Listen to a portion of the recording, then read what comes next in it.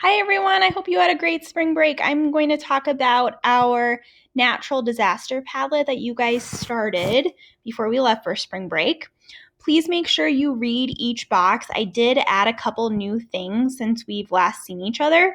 Some things that I added were making sure that you're also writing and explaining your model at a deeper level. So it says right here, I have it usually bolded on the Padlet how many sentences you need to write. So just make sure you take note of that and really carefully read each box so you're not missing anything. I want to first talk about box number 7 because I didn't get a chance to talk about that too much with you guys before we left for spring break. So box number 7, if you did not take a picture of your final design, you're just going to explain what it looks like. If you did not take a picture, you can also draw what your final design looks like, just best you can from your memory. Okay? And you can post that right in box number 7. Also in box number 7, you're going to think about what each makerspace item you used represents in real life. Okay? So for example, if I use cardboard for my base, maybe that represents concrete.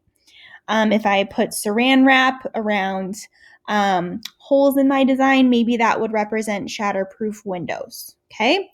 I also linked this research article that some of you read. It's also posted in Google Classroom, but it's called Research Article Building to Withstand Natural Disasters. This has a ton of good information of what your makerspace items could be represented in real life. And most of you already know that because you've talked with your group of what each item would represent.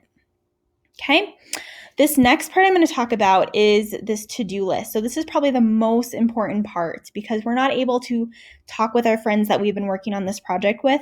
You're going to come up with a to-do list of what each person's going to do. Now, if you're friends with your group mates and you have their phone number, of course, you're welcome to call them and talk this over. But if you're not able to call them or email them or get a hold of them in any way, whoever logs in first to Padlet is going to make a to-do list for whichever boxes you need to finish up. Okay, so let's say, for example, I'm in a group with Mrs. Jaramillo, Mrs. Hartman, and Mrs. Harmon. Okay, so I was the first person to log in. So I'm going to take a look at and see what we have left to do. Make sure you take a look at my new directions. Okay, and I'm going to take a look and I'm going to assign myself that I'm going to finish box 4, which is up here, the build box, and box 5, which is the test box. Okay. I assigned Mrs. Jaramillo to do box 6. And box 7 is brand new to us, and we haven't talked about it yet. So I actually split that between Mrs. Hartman and Mrs. Harmon. Okay. Box 7 is kind of a big box to do on your own. So I would recommend splitting that box. One person can do it all. That's totally up to you guys. Okay. So I'm going to be checking today what each person is doing on your to-do list. Just make sure if you're the first person logging on and you created the to-do list, that it's pretty fair. Like, I should not be working on this for 2 hours and Mrs. Hartman's only working on this for 10 minutes. Okay. Hopefully none of you have 2 hours left of work on your Padlet, because I know a lot of you got a good head start on it before spring break. But just make sure that the time spent for each to do is equal. Okay.